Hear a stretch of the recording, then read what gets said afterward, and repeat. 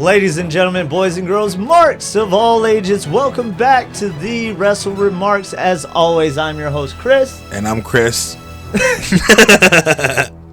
It's Pat. How y'all doing today? Oh, Pat's already playing, huh? Yep.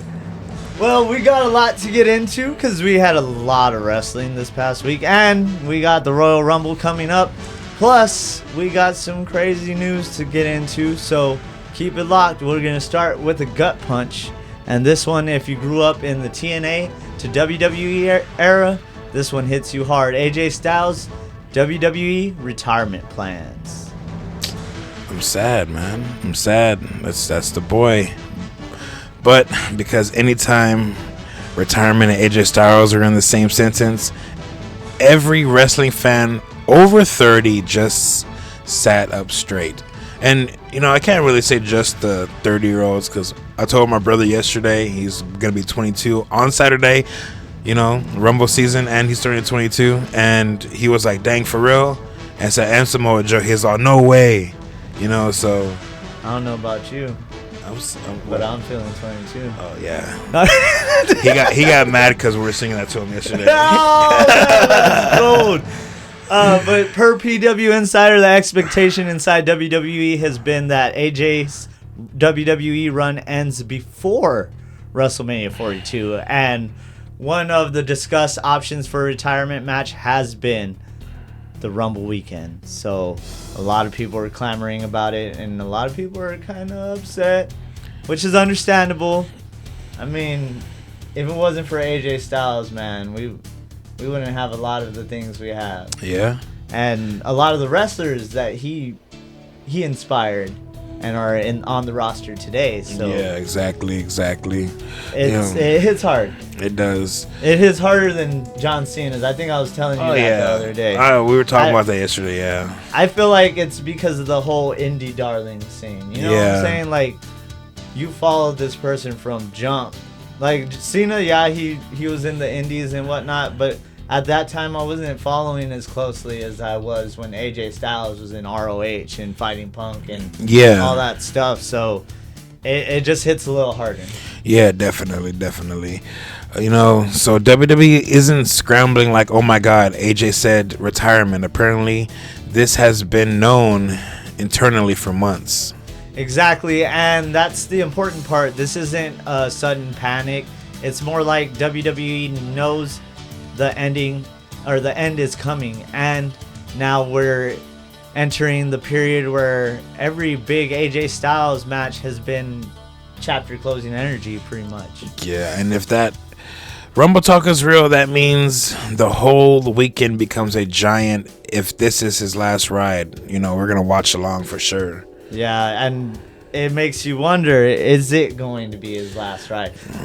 We also have some more news about a certain name that has been trademarked, which could indicate that he is retiring. So we'll have to wait and see from there. Also, AJ has put in to trademark the phenomenal AJ Styles recently, as well as the P1 logo. Oh, yeah, I did see that. So that may mean that he's got some other ventures going on. Maybe he starts a YouTube channel. Maybe he starts a podcast. Yeah. Who knows? We'll have to wait and see. They say his in-ring career is going to be up. So does that mean he's going to go to TNA and be a producer? Is he going to stay in WWE and be a producer / podcaster or whatever have you that they do there now with everybody they have on their Legends contracts? I honestly wouldn't be upset if he left, if he did lose Saturday and he went to TNA for one full year. A full year? I don't know for if the we rest would do of the a full year. year. For the rest of the year, at least. I would think like maybe 6 months. Yeah, 6 months is even cool. But if they're dubbing this as his in-ring retirement, then is he going to even do that? People are speculating that he's going to jump ship too. So it's like I can't see him jumping ship like someone did. We're not gonna get into that. I'm sure that's on the. Oh no, that's not on here. Speaking of which, since you brought it up, Tommaso Ciampa did show up at Dynamite Didn't say a word. Just walked up to Briscoe, faced off, and that was it. So Ciampa is now All Elite. And I made sure to go and watch it because I wanted to see what he was doing. Yeah. I wanted to see who he was going to be facing. I love Ciampa, and I just all power to him. I hope he has a good run over there in AEW. I'm going to follow from a distance, but we'll have to wait and see what happens there. I was also thinking about starting and watching it again just because MJF is a AEW champ, but that still remains to be seen. We'll have to see what happens. And since we're talking about legacies nearing their final chapter, it reminds you how personal wrestling really is, because behind every legend is a family that lived every bump, every road trip, and every sacrifice. And unfortunately, that brings us to some heartbreaking news involving another all-time great. The passing of from one legend to another, some very sad news from the Foley family. Mick Foley announced that his mother has passed away after a long battle with dementia. Mick shared a heartfelt message thanking fans for years of support and reflecting on the toll dementia takes on families. And if you've ever heard Mick talk about his upbringing, you know how close he was to his parents. Of course, nothing but love and thoughts and prayers to Mick and his family as they go navigate through this hardship. It's always good to at least say something, and you know, this guy, you think of him as indestructible. You know, you've seen the bumps he's taken, you've seen wrestled on C4 explosives, all that stuff, and it just hits home whenever it's about something like dementia. I know a lot of people who have grandparents or even mothers and fathers that deal with dementia, and you know, this is just a good moment for him to just bring light to that, and you know, just know you're never alone. Yeah, I definitely have struggled with family members who have dementia, and it's not a pretty sight, you know, but shout out to the whole Foley family. You know, thoughts and prayers go out to them. From honoring a legend's family, we shift to a moment that reminded everyone just how fragile things could be inside the ring. Because this next one had fans holding their breaths in real time. Now, let's go into Raw this past Monday. Well, not technically, just this part, but we will get into Raw later, so stick around. Rey Mysterio had everyone holding their breath. Rey's match against Austin Theory ended with Theory hitting a stomp for the pin, but immediately after the 3 count, the vibe shifted and the ref threw a PX. Dang, which is never storyline that the "this is real" bat signal. It's unfortunate. You think about it, he had just came back, and you know, everybody was scared that maybe he was gone. He's gonna be gone again. Rey was clutching his shoulder / arm afterward. Word is that they're very optimistic though, and the injury is not serious. And that matters because the Royal Rumble is this Saturday on the 31st, and the reports frame Rey as expected to be in the Rumble match. Also worth remembering, Rey only recently came back, like we were saying, in November, after being out for about 7 months with a torn groin, so any new scare instantly hits harder. Luckily, Rey did post a photo of himself, Lee, and Penta headed to Saudi, so thankfully that story comes with a lot of optimism. But not every health update this week does. Yeah, because when the word hospitalized enters the chat, it hits different. You know, and this one's scary because infections can go sideways fast.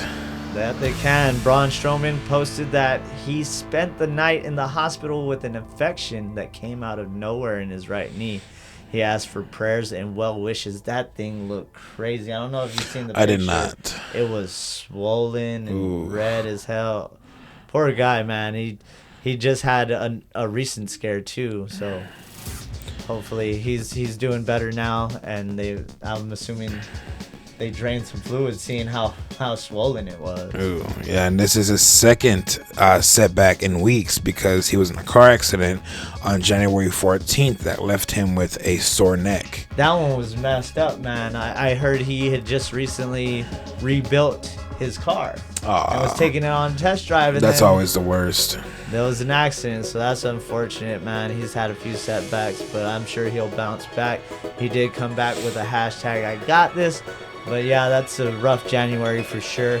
And while health forces some absences, other disappearances are a little more calculated. Yeah, sometimes you're off TV not because you're hurt, but because the reset button's getting pressed. Now, a return. But not as people expected. The Street Profits are scheduled to be at the NXT live events this weekend, not SmackDown, after being absent for weeks. And the key detail, not injury. So they've pretty much hit reset, like you were saying. They're trying to refresh the Street Profits, I would say, gimmick, I would think. Yeah. Or are they going to still be that playful Street Profits? We'll have to wait and see. I'm sure we'll hear something about these live events and how it went down. Yeah. But this write-up says, of course, the hiatus has been created, with the phrase being that they were taken off TV to quote-unquote freshen up. That's code for reset, repackage, and come back with purpose. And NXT live events are basically the lab. And speaking of creative direction, WWE seems to have trademarked a new name that may also suggest that we're just days away from the end. Okay, this is one of those WWE tells you the story before they tell you the story moments. They like to do that. That was like Penta and all that, I remember. Or when they secretly was like, let's drop this AJ Lee, best of AJ Lee, and then we hear light it up on SmackDown. Yeah. You think you're and then I just watched the Hot Ones with her and Oh yeah, Punk. I watched that I'm one. like, really? Like y'all do too much. Well, and then remember they did they dropped the 3 stages of hell on YouTube just weeks before. Yeah, the SmackDown one, the one with Trips and Sean. Yeah, right? yeah. Crazy. So they love to do that. I need to stop. But anyway, let's get back to the meat of this thing. WWE filed a trademark on January 26th for Career Killer, and it's tied to a standard entertainment services language WWE uses for performer branding. And the article frames it like this: WWE is going all in on the aspect of Gunther's character that ends careers, with AJ potentially being his next victim. You're next. So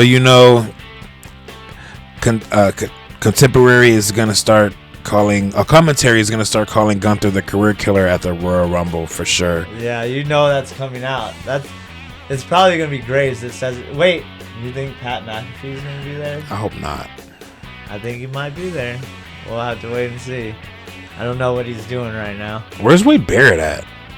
Oh yeah, that's what I want to know. I love me some Wade Barrett. I think he had taken vacation or something, if I could remember correctly last time I heard.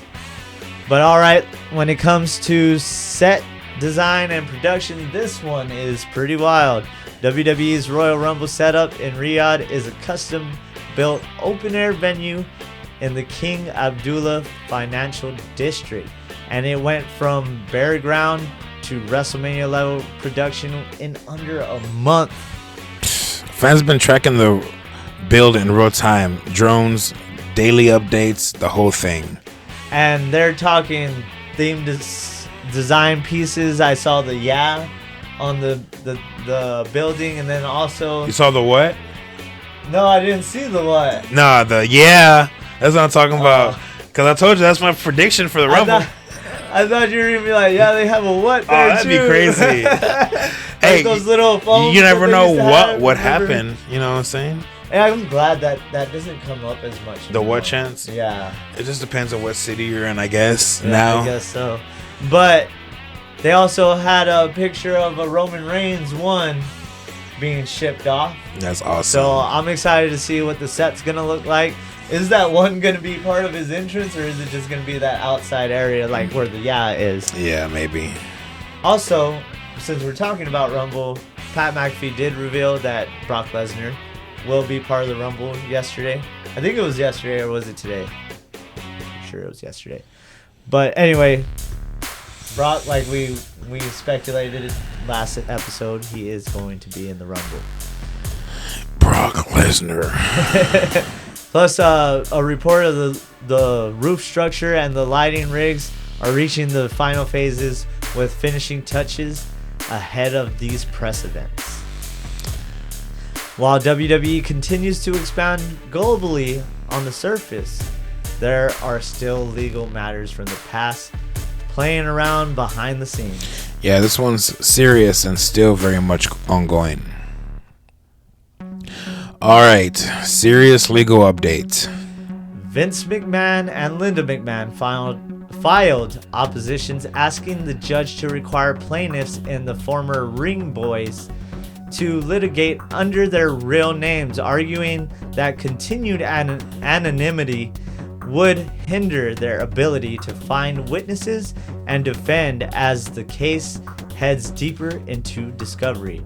The plaintiffs asked to keep using John Doe pseudonyms and sought a protective order limiting how identities could be shared, arguing disclosure could cause physical harm and re-traumatization. And there's a hard date here. Reports says plaintiffs have until February 6th to file a reply on this issue. The plaintiffs allege, or this all stems from the plaintiffs alleging they were sexually abused when they were children, mainly by former ring announcer Mel Phillips, who passed in 2012. They claim WWE, Vince, and Linda McMahon were negligent in not preventing the alleged abuse from happening. We're gonna stay in the courtroom for a moment though as we get into our next part of the news, because there's also another former star dealing with some legal issues. Yeah, because this wasn't the only legal story that took a turn this week. Other court story is Ted DiBiase Jr. I'm sure you haven't heard that name in quite some time. After a major development in his long-running welfare fraud case, the courtroom cleared unexpectedly after lunch, and the judge paused proceedings until February 22nd. DiBiase Jr. filed a motion for dismissal as a medical emergency prevented his attorney from continuing for now. He's been accused of unlawfully collecting welfare funds via contracts he insists were legal. DiBiase faces up to 20 years for each fraud charge, 10 years for theft and money laundering, and 5 for conspiracy. This trial stems from the massive Mississippi welfare fraud scandal that included former athletes, most notably Brett Favre. But now let's pivot from legal delays to a story about recovery and resilience. Because this next update is actually some really encouraging news. This one's a TNA update. Ooh, TNA update, and a big one. Steph DeLander. She says her neck is 100% healed. Her surgeon has cleared her to return, but she's also seeking an additional medical opinion to make sure the comeback is safe. She tweeted out that she was cleared, and she just needs other options, pretty much. Yeah, she wants to make sure that she's good. She even tagged WWE in there. She tagged multiple promotions. So, you know, she's also putting fillers out there, putting that out there as well. So maybe we can see SDL back in WWE. No more Persia Parada. Yeah, and the details of that adds weight is she hadn't wrestled since summer 2024, had neck fusion surgery in fall 2024, and had been dealing with a bulging disc for 3 years. SDL's return couldn't come at a better time, especially when you look at where TNA is as a brand right now. So I'm going to be excited to see her back in the fray there at TNA. Hopefully this goes off without a hitch. Yeah, which brings us to the numbers. Oh yeah, so numbers time. TNA Numbers don't lie. Impact on AMC. The January 22nd episode drew 171,000 viewers with a .03 in the 18 to 49 demo. And the bigger story here was the drop off wasn't off a cliff. It was pretty decent. In week 1 they had 173,000 viewers. The total viewership only fell about 1%. Even though the demo dipped from .04 to .03, they're obviously retaining fans. Yeah, and in TV terms, you can build off stable. You can't build off a teetering ladder. Which is good news for them because they've been that teetering ladder for some time. Since the Dixie Carter days. Yeah. Didn't she show up for the first show? Yeah, she got booed. I knew she was. I mean, come on, dude. That's hilarious. I'm sure they knew she was gonna get booed. There's no way you don't know that if you're running the company. You should know your history. Yeah, they should have put Russo on TV, so you can get the bigger boo pop.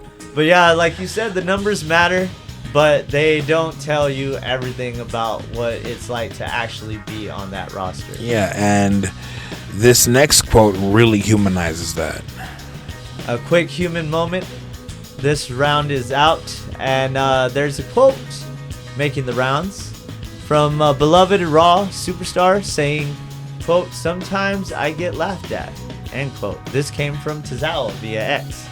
After qualifying for that title shot, that tag title shot on Raw, right? It was Raw. Yes. There was a full post that read, quote, "It's been about 10 years since I came to WWE. To be honest, I haven't left the results people expected. Or left the results people expected. And sometimes I get laughed at, like, you're still in WWE? But I love pro wrestling. I love WWE. That's why no matter what people said, I kept going. And now it's time. It's time to finally make it happen. Otis, thank you for being my partner. Maxine, thank you for always supporting us. We will become champions. I promise you that. Love you all. Hashtag WWE Raw." That's the kind of things fans connect to because not everybody's booked like the superhero every week. And you always like that underdog story as well. And I've always been a huge fan of Tozawa. I'm happy to see Tozawa do the Tozawa shuffle into the tag team title scene, dog. But I like him. Like, I've always thought Tozawa, like, he has just that. He has like an infectious. It's just that he's small. That's what hindered him all this time. Yeah. And he was more in the Vince era than he was in the Triple H era, and I feel like hopefully he can get his footing now because they are letting smaller dudes get that shine. Yeah, but I think we talked about it. There's like this whole John Cena retirement tour. I think it really cut a lot of people's like time short. True. So when I said that next year, I said last year that this year that everybody who was like in the behind the scenes, they're gonna make more room. And the company, dude, everybody who's big on NXT is popping up. Matt Cardona came back. You know what I'm saying? Like it's gonna start heating up. Like everyone's gonna get a shot soon. Oh man, NXT is heating up. Oh, NXT is crazy. It's wild to see how they just reset just like that. Yeah, they literally, well, because they were complaining, oh, they just gutted NXT, but NXT is fine. Yeah, well, I mean, you gotta bring in the next people up. And this is crazy. Other people are gonna go to the main roster. And it's crazy because the last time WWE even had anybody remotely close to being as good as this call-ups that we just had was like when Keith Lee and Cross were there, and all that got squandered. That's true. That's true. You know, so this is gonna be, and look at Trick, bruh, main eventing with Randy. Already? And Yeah, I know. It's crazy. It's crazy to see, but I'm happy for Trick, man. I've been singing his praises since he got to the roster, even though, you know, a lot of people hate on the whole D1 athlete stuff and them teaching them, and they're not growing up in that whole wrestling format. But, you know, if they're good, they're good. You get in where you fit in, bro. I mean, look at Lesnar. I'm not Lesnar. Goldberg. Yeah. And he's considered a legend. He's in the Hall of Fame. And he's still gonna have that asterisk that people are like, oh, he wasn't really good. Yeah. He potatoed people and he did this. Oh well. But no matter what, the record books are still gonna show him as a legend. Yes, sir. And finally, we get to the end of something that technically means nothing, but somehow it sets the internet on fire every single time. Because of course it does. It always does, doesn't it? Because it's such good S word. we close with the curiosity bomb of a Vince training photo. Vince was spotted at Dragon's Lair Gym in Las Vegas with the gym's Instagram and Flex Lewis Co. posting the photo, and that alone was enough to spark the whole return buzz cycle again. Whether it means anything, unknown, but the internet will always hop on the Austin Theory train because his daddy's in the picture again. Logan Paul was no help talking about Vince returning with Lil Yachty on the latest edition of Impulsive. During Raw, AP did get a phone call as well, and during Logan's vlog, Heyman expressed that it was a call from someone no one wants to hear from. Then when Paul asked if it was Trips, Heyman replied, Triple H could get a phone call from this person and wouldn't want it.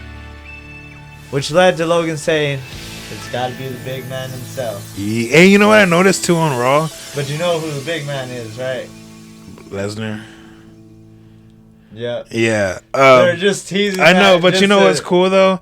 Is I did notice when they were talking about who should win the Rumble, and they all said Braun. Old boy was on the phone the whole time, and Heyman hangs up the phone. He looks at Braun Breaker like, oh crap, what's gonna happen? Yeah.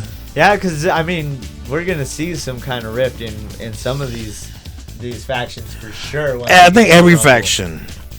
I would think that they're gonna put emphasis on the Judgment Day, seeing as they're, you know, it looks like they're on the outs, that they're gonna end up breaking them up soon. So I would assume that that'd be part of it, but we'll have to wait and see. We'll find out on Saturday. And now, with that, it is time to break down SmackDown from the Bell Center in Montreal. We've got promos, momentum, matches, interference, and setups for Saturday night's main event. So let's dive in. The show opened with Sami Zayn back home in Montreal, talking about momentum and his chance to become the #1 contender at the next night's Saturday night's main event. And absolutely classic Zayn. Confident but ready to back it up. Then Trick cut in. That's my boy. Oh yeah, man. Oh yeah, man. Talking trash about Zayn, calling himself the future champion, and saying he's not there to be average. He's there to win. Trick came off fiery, and then Damian Priest slid into the DMs, aka the ring, calling Trick a talker and challenging him to back it up. That set the table for our main event. Before the main event started, Trick shoved Priest into Zayn to kickstart the night. First in the ring, the United States champion, Carmelo Hayes, took on Ilya Dragunov.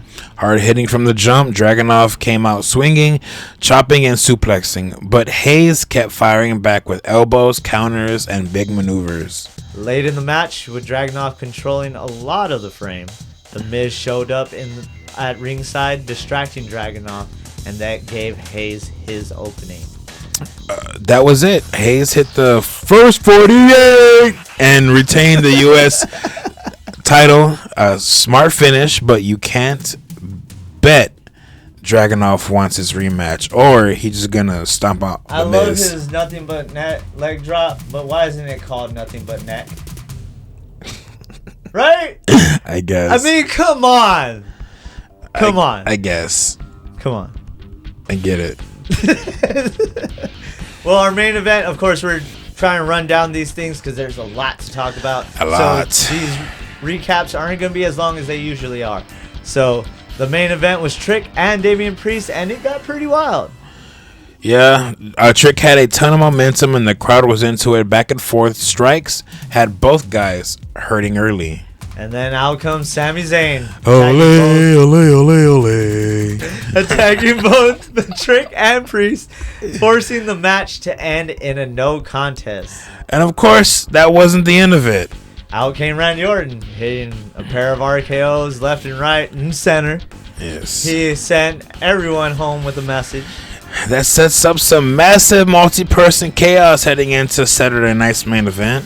Also, some key moments. Nathan Frazier had a solid match against Johnny Gargano, showcasing Frazier's grit and Gargano's ring IQ.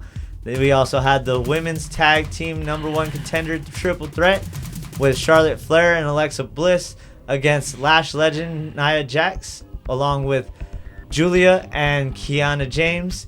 Surprising victory I did by not. Julia and Kiana James. I was pretty excited for that one. I was like, what? I expected it to be Lash and Nia, but Yeah, me too. somehow they pulled off the victory, and shoot, I'm here for it. MFTs continue to loom over the Wyatt Six as the Lantern continues to play a factor in their feud, seeing the champs fall to Sikoa and Co. as they drop the titles to the MFTs. Also, Jade Cargill squashed Chelsea Green, and the Juggernaut Jordan Grace stakes her claim against Jade. Also, we had Rhodes and Fatu get into it while Cody was having an interview, and it all broke down when Cody told Jacob that he doesn't think before he acts, and that's what put him in prison. That was a whole. Yeah, That was yeah. Yada I mean. You saw what he was wearing. That was a good line, man. That made it real serious, and it was like that moment, you know. Oh yeah, and then Jacob Damu. I mean Fatu. He had him. He clapped back. Yeah, it was fire. Very good segment. It was a good segment to build up towards this match. We didn't get really much build up to. Yeah, and that's what I like. When you don't even really need a build up. I mean, these dudes' names holds the weight already. Well, and then you already factor in that Cody lost the title just because he showed up. Yeah, exactly. But SmackDown built that angle towards Saturday night's main event. Zayn, Orton, Priest, Trick, they all cross paths in one way or another, creating a tangled web of rivalries heading into the #1 contender fatal 4-way, and we could see some of these continue even after the fact. Yeah. So we'll have to see what happens there. I would assume that Trick's going to start going after Orton, seeing that he's been kind of featured as a top, or an incoming top guy. Yeah. And the big picture this shows, the show reminds us that the Rumble is right around the corner, and WWE is stacking storylines heading into that as well. That's your SmackDown recap. Montreal served up chaos, competition, and big time setups for what's next. Stay locked in because we're just getting started, and we're going to get into our Saturday night's main event. And with that, it is time to break down Saturday night's main event from Montreal in the Bell Center once again, with major implications for the WWE Championship picture headed into the Royal Rumble. The first match we saw that kicked off the whole show was Cody Rhodes versus Jacob Fatu, and I thought right away, this is how you kick it off. Yeah. This is what should be first. And things got chaotic before the bell even rang. Fatu attacked Rhodes before the bell, and it exploded into a brawl that spilled all over the Bell Center backstage in the concourse everywhere. Security couldn't even contain it. They were all over the place. Yeah. Cody and Jacob were dropping them. Nick Aldis showed up, and Drew McIntyre came out of nowhere, pushing Fatu a few feet down a few feet through a table and powerbombing Rhodes through the other table off of that elevated platform. And because of that, the match was ruled a no contest because Drew can't keep his hands to himself. We're setting a major tension with McIntyre before the Rumble. So there's that. Which keeps them both in that title picture, which makes you think that apparently, or eventually, it could be a triple threat. Yeah. Or they interfere and Drew loses the title to Sami. That could happen. Yeah. That could happen. I mean, they're high on Zayn over there in Saudi. If he wins in Saudi, it's gonna blow the roof off that place. But if he doesn't, What roof? Oh yeah, arena ain't got no roof. Oh man, but yeah, you're right, man. I mean, they love him there, and okay, they're gonna place the roof and then just gimmickly just shoot it off. Yeah, yeah, but that'd be cool. But I can see that happening, but at the same time, I don't know, man. I feel like it's going to end up having to be a triple threat. That way you protect those guys when the title does change hands. Or if it does. Mania? Most likely. I know, then how does that work? Oh, yeah, because doesn't Rhodes have to start from the bottom? I forgot about that. He put that clause in there. We'll have to wait and see what that entails if we're going to... Oh, he better not win the Rumble. Who? Cody's not winning the Rumble. No, I don't think he is. Cody's not even winning the Cody's not winning the Elimination Chamber either. Yeah, I think this is going to be the start of Cody's decline, so people could get right back behind him once again. Mm-hmm. It's going to be to where people are interfering in his matches or other things happen to where it's out of his control, and people are going to be like, oh man, they keep screwing Cody. And then he's going to come back. And where's that referee? Next up, we had the women's tag team titles that were on the line. We had Rhea Ripley and Io Sky facing off against Liv Morgan and Roxanne Perez. Judgment Day brought the heat early, cutting off the tags and isolating Sky, but Ripley eventually got the hot tag and exploded. In the finish, Ripley planted Liv with a riptide to secure the victory. Also, mid-match, they continued to build the Raquel versus Stephanie storyline as they fought off into the crowd, neutralizing the Judgment Day's upper hand. So they had some more seeds planted there. And Raquel is going to be the next women's champion. I'll tell you that much. I hope so. Big mommy cool, big sexy. You know. Oh, I know. I love how she's using those gimmicks. Yeah, me too. Well, she doesn't use Big Mommy Cool anymore since NXT when she was with Dakota Kai. Yeah, but I think Big Mommy Cool, like, it just puts me back right there, like, cause she fits that name. Bro. Yeah, she does. You know what I'm saying? Yes, she does, and she's been putting out some fiery promos, man. Oh yeah, I'm loving it.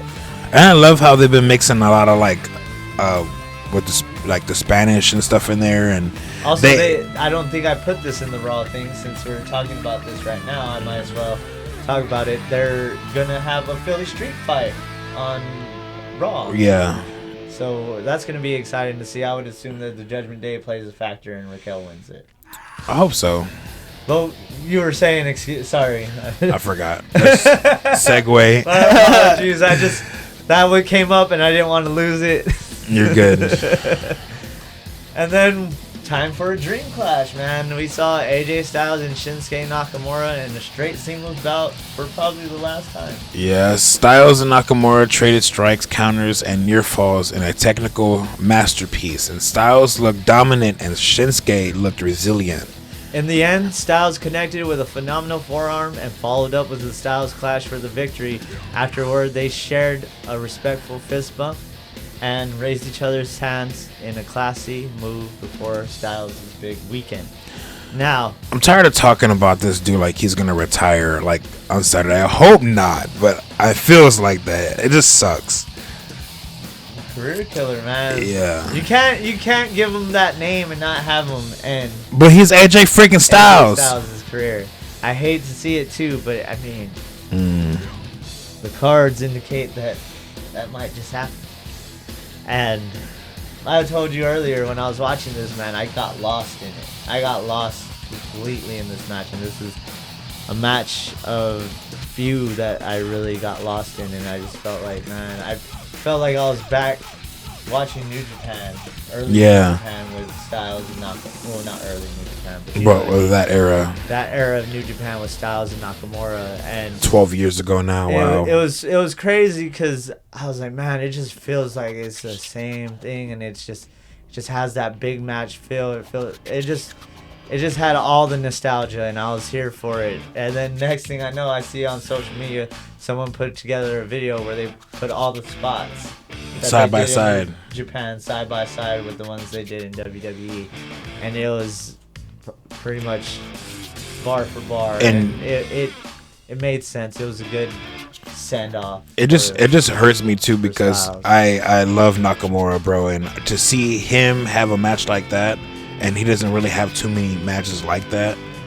And they've squandered opportunity after opportunity. Dude's been there for almost 10 years. I know, it sucks. I know. You know, but hopefully... Dude should have been champion for a while. A long time. Yeah. He should have beat Jinder Mahal, of all people. I forgot that they were feuding, and I was just talking about that. Let's not bring that up on the podcast. Oh, hey, I love Jinder, all right? I'm talking about what we were talking about. Jinder Mahal is cool. We're not bringing that up. If you know, you know. Yeah. If you know what he said to Nakamura, you know. Yeah, if you know, if you remember anything about Jinder and Nakamura, if you know, you know. But anyway, let's get into. Hey, comment if you know what we're talking about. Just give us a thumbs up. you know. You know. But anyway, we'll get into that main event as Randy Orton, Sami Zayn, Trick Willie, and Damian Priest all vied for a spot at the Royal Rumble to go against Drew McIntyre for the WWE Championship. 4 men and just one shot at Drew's title in Riyadh. What opportunity. From the opening you ever wanted. Yeah.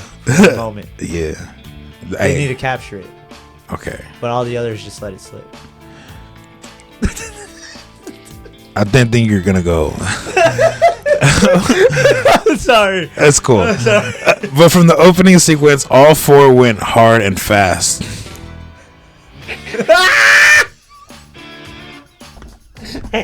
Oh, you're the one who thought it, not me. But you wrote it. I didn't think of that. Okay. Throwing everything at each other. I was trying not to laugh earlier, and that made me laugh. Oh man. Oh wow. Oh man. So, of course, they all had their moments, and the action spilled outside. Big table spots, power moves, counters, all of it. The Randy Orton table spot was used a few times. Yeah. From Randy Orton and from, what was it, Trick? Trick. It was Trick. Yeah, I love that Trick did that But, and taunted Randy, so you would expect something to be between them soon. Yes. Orton hitting the double draped DDT. Trick landed big lariats and chops. Priest tossed big kicks and shoulders. And Sami Zayn was everywhere. In the climax, Zayn hit a hell of a kick.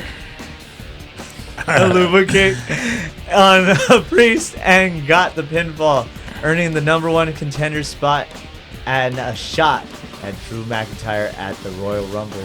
Now, I didn't really want Zayn to win this one, to be honest with you, but it made so much sense. It did. The way it played out. Man, it was boom, boom, boom, and you were like on the edge of your seat. Who's gonna win this one? Because it felt like that. It felt like, oh, maybe Trick's gonna win it. It looks like he's about to win it. Oh, and then something else happens, and somebody else comes in. Randy Orton comes in. They toss out Randy Orton, and the next thing you know, what was it? It was Priest, and who was on the apron? It was Trick, right? Yeah, it was on Trick. The apron. They were fighting off. Priest got rid of Trick, and then that's when Sami, out of nowhere, hit the haluva kick. Yeah. It was beautifully positioned. Normally, I think, wasn't it Trick who got kicked? No, it was Priest. Okay. And then Zayn got the victory. At least I think it was Priest. Right. I could be wrong. You could be right. I just know that those two were there. Yeah. I'm trying to picture it in my head now that she got me questioning it. Sorry, but I just thought that's, I don't know. I know it was either one of those two. That's all I know. Yeah, I think it was Priest though, and Sami got the pinfall. It was a great way to play it out. Yeah, it was. To make it seem like it was anybody's match. So I was excited. I'm excited to see where they go further down the road with Trick mainly, and then obviously, like I said, I would assume that Randy's gonna play into that too. After the win, Drew McIntyre snuck into the ring trying to ambush Zayn, but Zayn fought him off and stood tall as they went off the air. That's what you wanted heading into a big weekend of the year, the biggest weekend of the year. Momentum and heat. And it was more than just matches. It was storytelling, momentum shifts, the Raw or the Rumble implications on top of that. Then you have Sami emerging in his hometown for his dream shot. Styles reminded us that he's still elite. Then on top of that, you got the world title picture fully charged now. Things are heating up. But it even got a little more heated with Styles. Or it cooked a little more. Cooked. With Simmering. AJ Styles. As Seared. we go into our portion of the Monday Night Raw recap. Right before the Rumble, we hit our go-home show. And things kick off with drama that you could just feel in that building. We're talking AJ Styles. AJ freaking Styles standing in the ring. Farewell tour vibes and talking about his career and his mindset heading into Saudi Arabia.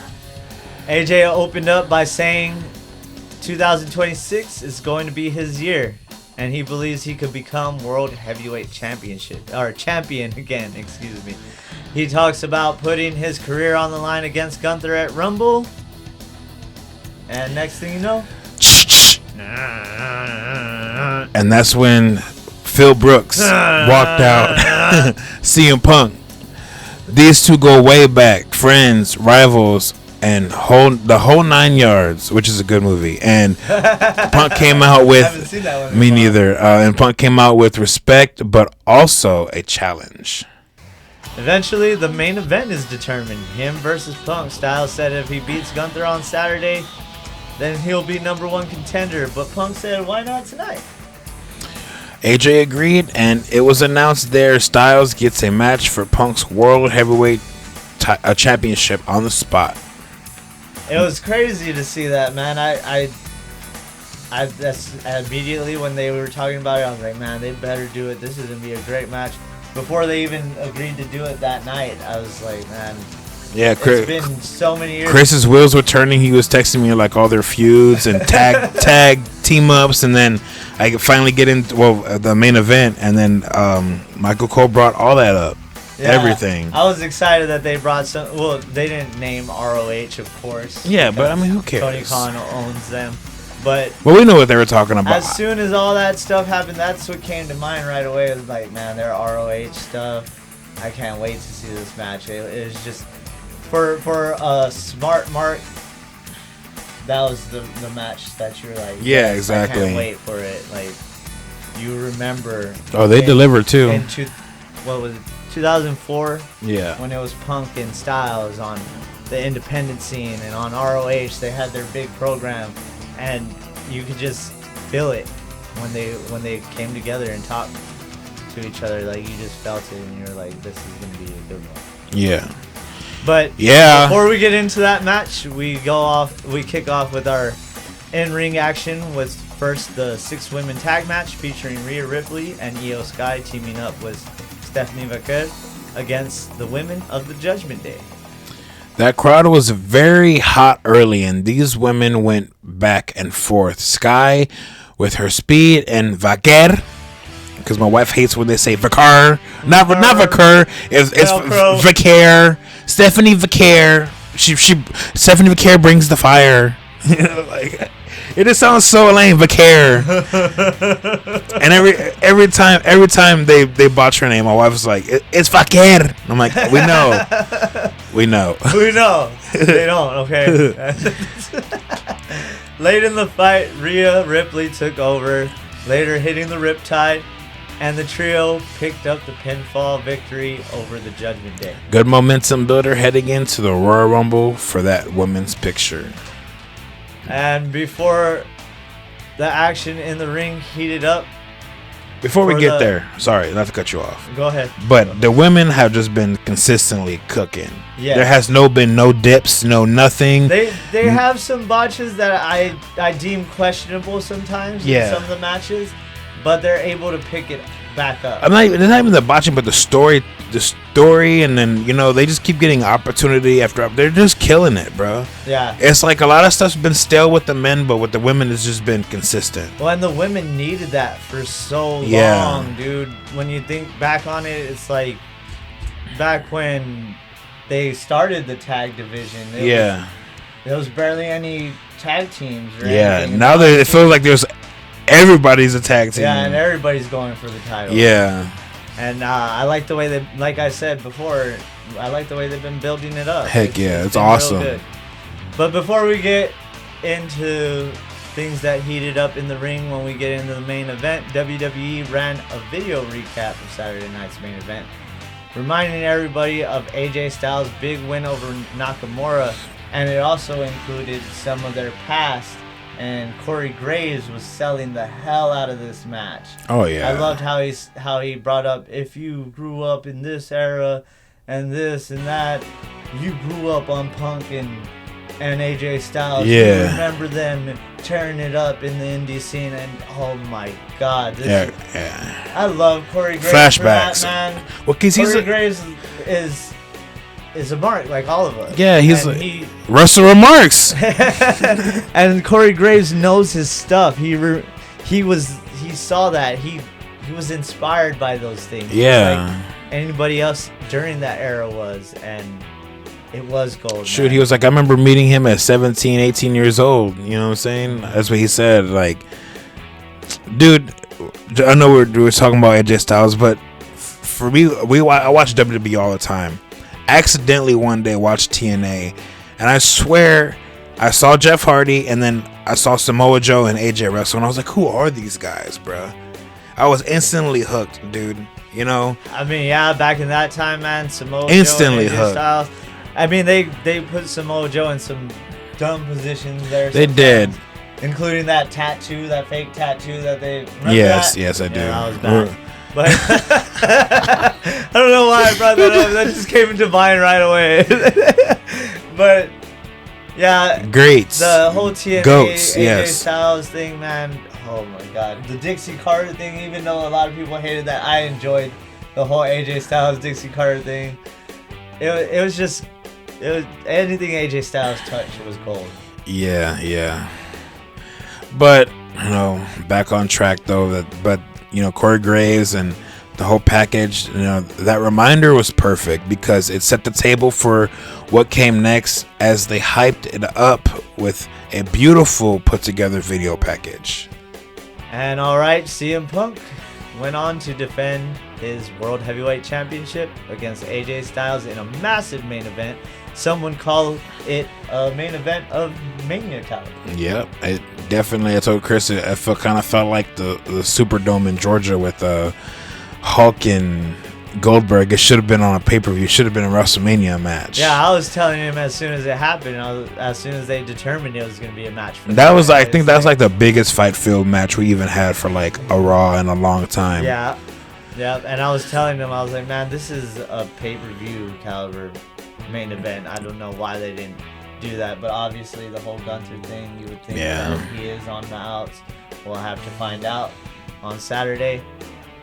And man, if it is his farewell tour, if this is it for AJ, just put it on first. So if it is it, I can just get it over with, and I won't think about it afterwards. Yeah. But this match was everything you hoped it'd be. Technical exchanges, counters, near falls, big strikes, with both men digging deep. They traded signature offense. Punk went for the GTS. Styles countering with the Ushigoroshi. Excuse me. That had my tongue tied automatically. It's because the way it looks. Yeah, Ushigoroshi. Yeah. And Styles even hit a Styles clash, but Punk kicked out. much to the crowd's disbelief. Yeah, they were throwing things against the wall on this one. They were just swinging for the fences for the real. whole time. Then, just as things were swinging back to Punk, boom. Huge drop kick from Braun Breaker. No, that's what I thought it was going to be. I was like, Braun's back. He's going to spear the crap out of, spear him out his boots, something. But no, it was Finn Balor. Yeah. From out of nowhere, he just blasted Punk and ended the match in total chaos. No winner, no belt change, just carnage. And this stems after Liv told him, oh, you're going to take your flowers from Punk, and kind of made him look like a B.I. Yeah. As you know. Like a little. And so Finn got heated up, and Finn was like, all right, well, then I'm taking matters into my own hands once again. Attacks Punk. And this would make you think maybe something does happen at Rumble.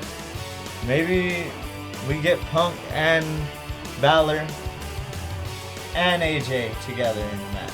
But how does that work? Maybe somebody interferes. Maybe somebody newly signed interferes. Maybe a former Bullet Club member interferes. Of course, I'm talking about Evil, who is on his way. Well, they say he's on his way. We'll have to wait and see what happens. Well, they just signed a Saudi Arabia talent too. Fightful Select. Sean Ross Sapp had just put that out there too.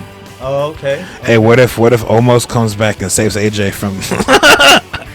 Jeez, that'd be great. I'll never forget that. I know we're getting off a tangent, but I'll never forget that Dude, chamber match they had, and he ripped the chamber door. The hell out of Commander Aziz. Oh gosh. What was his real name? He was killing it in that Raw Underground stuff. Oh, Dabba-Kato. Man, and then they named him Commander Aziz. Oh my god. Yeah, when he smacked when KO smacked him and said, I got something for you too, big boy. What's up? I was like, all right. I need to see this. I don't know why that reminded me of Commander. I guess because he's a big dude, yeah. But I remember that. That was cool. That was terrible. It's too bad that they did that. They did that. But yeah, I was thinking after this happened, what if AJ's in on it? Balor, former Bullet Club member, former Bullet Club leader. AJ, former Bullet Club leader. Evil was the latest former Bullet Club leader, if I can remember correctly. But, I mean, it makes you think. The wheels are turning. We'll have to see what happens. I'm excited to see if maybe something like that does happen. I would love to see. They tried with, what was it called? The Club. Oh, they tried with that. Horrible. They tried with the whole AJ Styles his own club shit. Oh, excuse me. The OC. So we'll have to wait and see what happens. I could see it happening. Yeah, the MFTs just jump ship to the Bullet Club or what? Nah, I would say it would end up being like Bullet Club versus MFT. That too. And that finish did two things. It kept Punk champion, but also threw in a wrench into AJ Styles' momentum going into Saturday's career on the line match with Gunther, keeping things up in the air and protecting both men. True, and that storytelling, Punk walked out champion, Styles walked out frustrated, dang, and Balor reminded everyone he's still a wild card heading into the Rumble. Monday Night Raw in Toronto left us with some unfinished business, bigger stakes, and a world title picture that's wide open going into the Royal Rumble. Strap in, things just got a bit more bumpy. And keep strapped in, because we're about to hit that NXT recap. And this is, of course, before we go down that Rumble card, because you know we're going to run down the Rumble card. Maybe not some predictions on who's going to win the Rumble, but we are going to predict on matches. So we'll get into that. We started off with the NXT Tag Team Championship on the line. Dark State took on OTM straight out the mud. I thought it was on the move. I think it used to be. Okay. I remember them saying something like that, but yeah, it's out the mud. Okay. I like that. Right from the bell, Dark State used their power and quick tags and to grind down OTM, hitting boots, suplexes, and big body shots throughout. OTM fought back with stereo press slams and a couple big haymakers, but Dark State kept regaining control. At one point, OTM looked ready, connecting with a kitchen sink sequence, but Dark State would not stay down. Outside interference got involved. The Vanity Project jumped in to create chaos, and in the end, Dark State regained and Focus retained the NXT Tag Championships via pinfall. And you can see the story brewing. OTM isn't going anywhere, and that post-match brawl with Hank and Tank, Chase U and the Culling only adds more fire, or more fuel to the fire that is this tag division. I like OTM. I cannot stand Hank and Tank, and Chase U need to go somewhere already. I'm sorry, but I love Andre do. Chase. He just cracks me up. Those Chase U bits. He reminds me of what's his great. name? The dude Pete Green or whatever. You know what I'm talking about? What's his name? That's not his name. Are you talking about Tom Green? Tom Green. I don't know why I said Pete. Pete Green. Pete Green. I don't know where I came from. I was thinking Peter Griffin and Tom Green. Yeah, he kind of reminds me of Tom Green. He does kind of have that look. That's funny. I never thought of that. Well, next up, we had the women's singles bout. Yeah. Where Jada Parker took on a returning Nikita Lyons. It's my girl. And man, Nikita isn't as thick as she used to be. Yeah, she's slimmed down. She looked crazy. Yeah, that threw me off. That wasn't big. No, I was playing. Lions came out aggressive though, and dropping Jada with a spinning heel kick and showing off her athleticism early. But Parker maintained composure, trading shots, laying in spine busters, and ultimately hitting the Hypnotic to pick up the pinfall victory in a physical, evenly matched encounter. Yeah, hopefully it's a new move, because I don't like that running hip attack thing. Hypnotic. Well, I like the other move she did too. She did something else this match. I forgot what it was called. Oh yeah, she has a sequence that I forget what the other move is called, but yeah, it's another one of her like signature deals. Yeah, but after the bell, the Barbie of NXT, Blake Monroe, appeared on the big screen taunting Parker from the Barbie. Yeah, I like that. Yeah, she really is. Dude, that referee looks like her. I didn't see that. You ever? I'll go back and check it out. Yeah, the girl ref in NXT just reminds me so much of Blake Monroe. They have the same like hairstyles sometimes, and then the same like platinum blonde hair color. Yeah, but Monroe was taunting Parker from her couch, setting up a personal feud that's far from over. NXT's big story this week was all about the 6-way ladder match for the vacant NXT Championship, and we got some big qualifiers.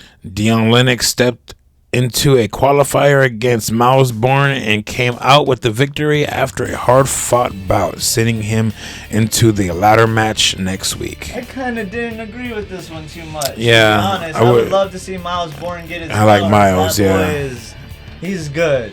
He's good. And they need to book him a little better, I feel like. They need to hear him out. Oh my god! I hate you. That was a good one though. Oh my god. That was horrible. It was because that one segment he had where he acted like he didn't hear her. Yeah. Like, that was good. That's why I said that. Was hilarious. And I hope that they Can you not hear me? No, I can't.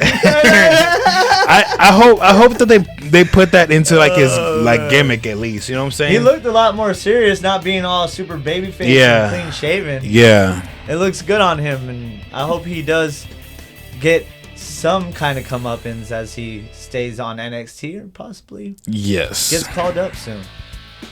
That one was a back and forth brawl, bodies flying, suplexes, Emerald Flosion for the win, and it built big momentum for Lennox, raising his stock. And on the other side of it, Keanu Carver took out Andre Chase in another qualifier, brutal offense, and a big power slam for the win. Man, he ragdolled Chase. It was great. Like, so, bro, what the heck would you? He like tossed him and then jumped off the thing. I was like, what?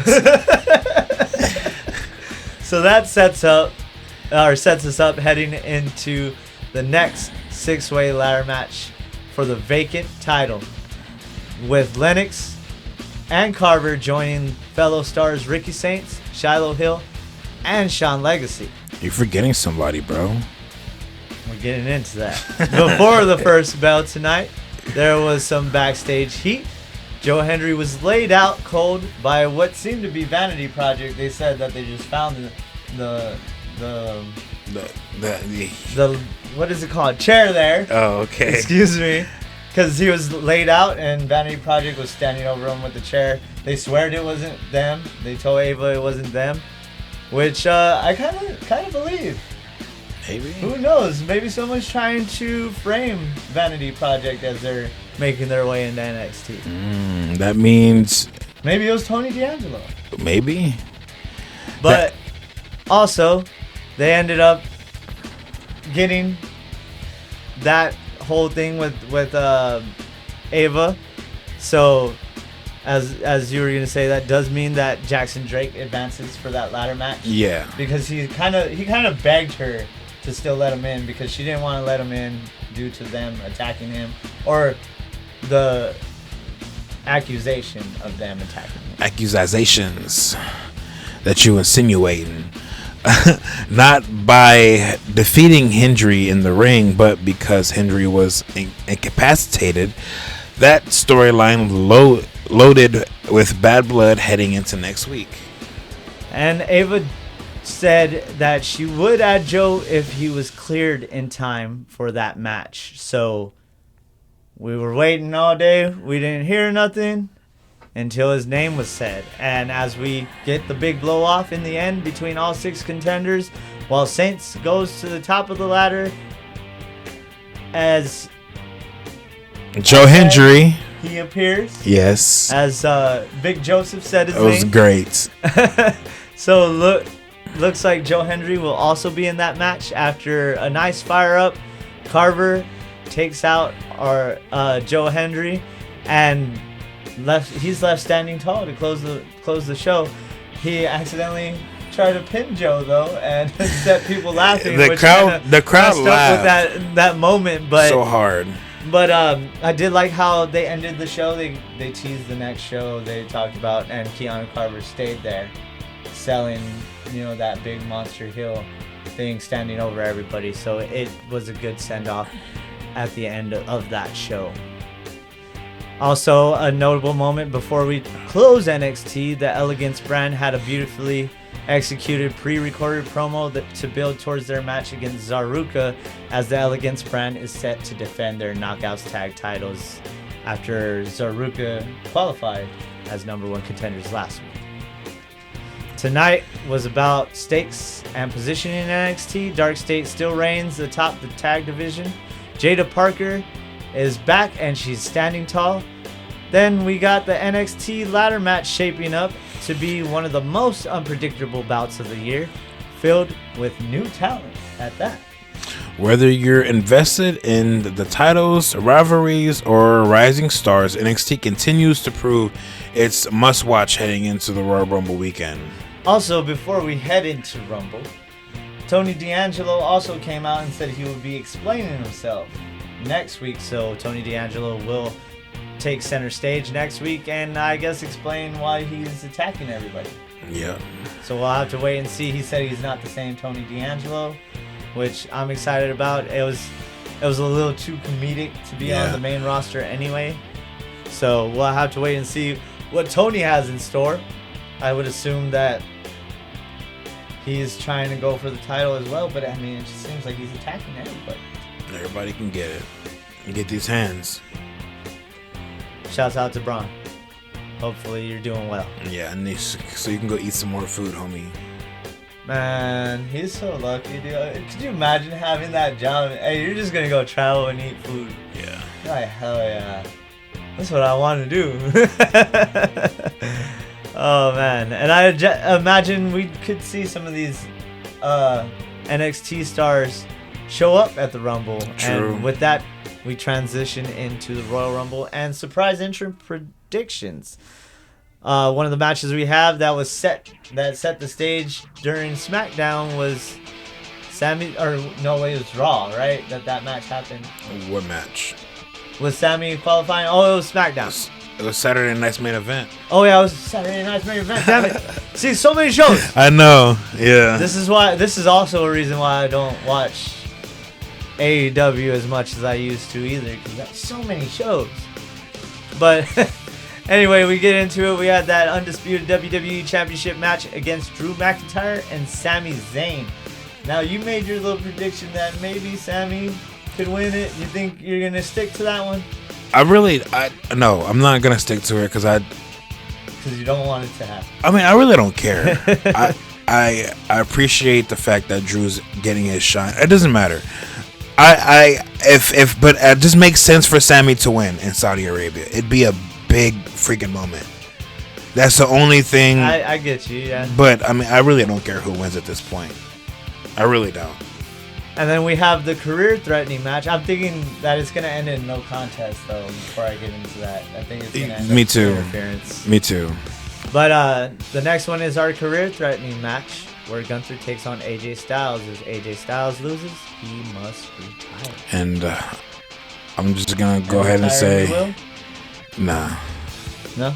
No. What do you think? I think AJ's going to win this match. How? By beating up Gunther. Like he beat up John Cena. Just clean. Just clean. I think clean. He deserves... It's a big underdog story, dude. Huge underdog story. He has to win this match. Like I said, if we're fantasy booking, all former Bullet Club leaders together. That's if we're fantasy booking. But that'd be cool. I don't know, man. That could be. This one's a hard one. It is hard, but what you said doesn't make sense because if he should leave the Judgment Day, why wouldn't he link up with AJ? Yeah, but we'll have to wait and see. We'll see. It kind of seems like they're trying to like trickle. Yeah, they're trying to swerve us, bro. They don't know if they're gonna. If it's a swerve, or this is legit. Like I can't tell. And it's good. Yeah, it's good. It is. And next up, we also have that men's Royal Rumble match where we'll see a plethora of stars, including Roman Reigns, who's been declared. Brock, like we said in the top of the show, has been declared. Rey Mysterio, Dragon Lee, Penta, Solo, Fatu, Breaker, Paul, Bronson, Theory, Evans, Obafemi, Rhodes, of course, Gunther himself, Jay. But we haven't been told everybody. So who do you think could be a surprise entrant this year? For the men? Yes.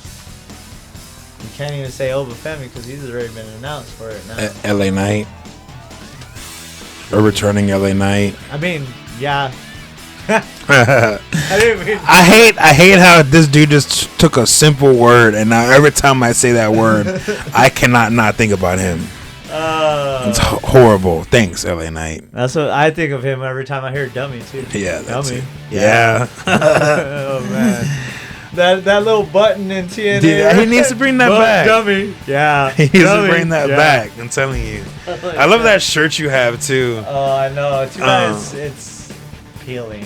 It's all right. Pro wrestling tees. I don't know because if they're saying like surprises, dude, I don't know. You don't think Jericho is gonna end up being a surprise? I don't know. I don't want to go down that rabbit hole. That'd be cool. It's just a prediction. Okay. It doesn't have to be something that you think is for sure gonna happen. Stone Cold for the Rumble.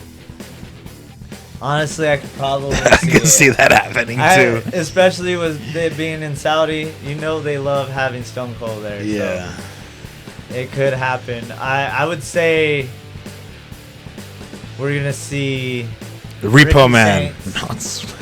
Ricky Saints is going to show up. Oh, yeah. I think. Also, let's see. What do we think from NXT? the Hardys.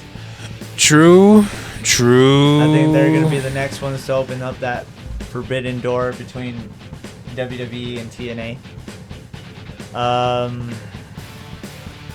Who else? Edge.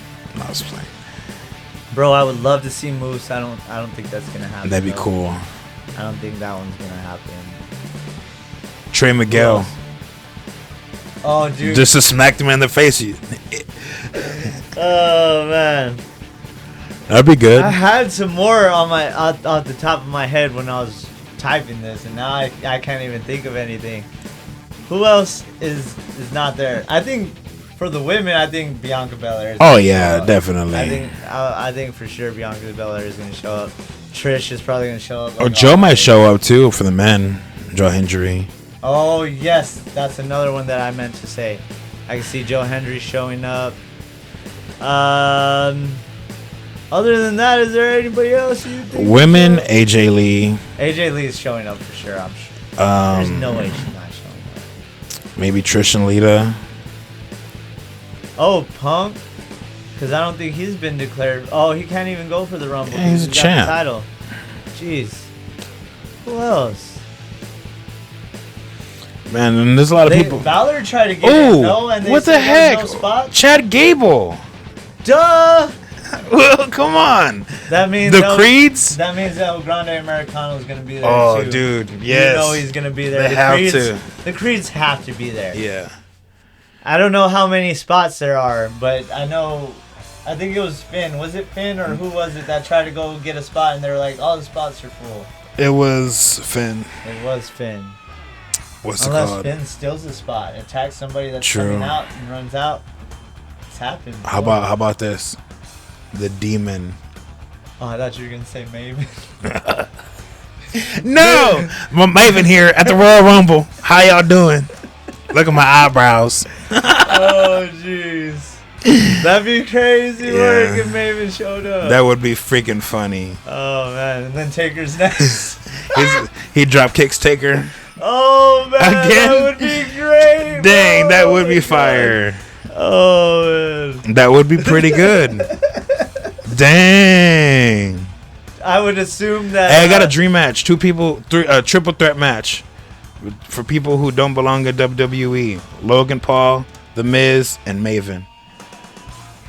Because they're all reality TV stars. I wouldn't say don't belong in WWE. I'm joking. I'm joking. But you know that whole narrative of y'all don't belong here. I love how Logan Paul used that for Jelly Roll. And he was like, you're an You don't even go here. Oh, that was so good. Such good feeling. Ooh, Zoe Stark, fam. Bro. Yes. For real. I can't wait. That's my girl, man. Oh, man. Definitely. Zoe freaking Stark. She better come back. What's your name's going to be in the Rumble, too? JC. Yeah. Maybe Tatum Paxley.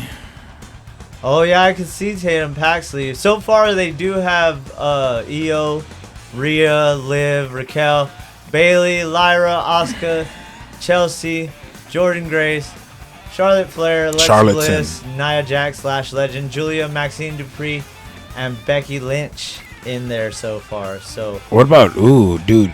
We didn't even talk about this about the Raw cap, the Raw Pitbull, Ivy Nile, bro. Yeah, but we just saw it, bro. You got what you wanted. Your girl took off the pink and all that, the pink and the black, and she's just all black now. And that Natty, dog. Oh yeah, that's right. We didn't bring that up. We didn't. Because I cut it down. Yeah, short, but Natty's the Natty we wanted in WWE is now here. Yeah, so you want a Natty? Natty here now. You saw the picture she posted. Yeah. Of herself pissing on her own grave. Yes. Someone was like, hold up. Hold up. Shotzi's like, because she got a big dick. Oh, wow. Shotzi's hilarious. Oh, man. But, yeah, Natty. Hey, Killer Cross. Bro, it's a work. Dude. It's a work. If that happens. I would imagine. Come on, this dude. Is There's it. no way that this that is it. AEW hasn't made an offer that he's not under contract to nobody. He's just taking bookings. Yeah, and like, there's no way I told AEW you. hasn't reached out to him and tried to get him to sign. I'm so telling you, bro. It's work. It's a work. It's a work, if guys. he shows It's up, work. man, Sami Zayn can forget about that championship and blowing a lid off the plane. I hate you. Dang, what if he loses because of Cross? I didn't think of that. There's all kinds of stuff you could do there with Cross. I mean, he's going of course, back. we're fantasy booking here. Yeah. And hey, y'all, he said predictions. I mean. And I said fantasy booking's all right. So. Yeah. But with that said, I don't want to run on too long. We're already about an hour and 20 minutes into this recording. I'm sure I'm going to cut like 5 minutes from the beginning. But with that said, that is all we have for you today, folks. We'd like to thank you all for tuning in every week. We appreciate every single one of you. And we appreciate that you all continue to show love every week and comment, like, share, subscribe. Just let us know what you think of the Rumble. Who do you think is going to win? Who do you think is going to show up? Yeah. You think Jericho is going to show up? Maybe. We'll have to wait. Yeah. But we like to hear from you. We like to hear your predictions. We like to hear your opinions.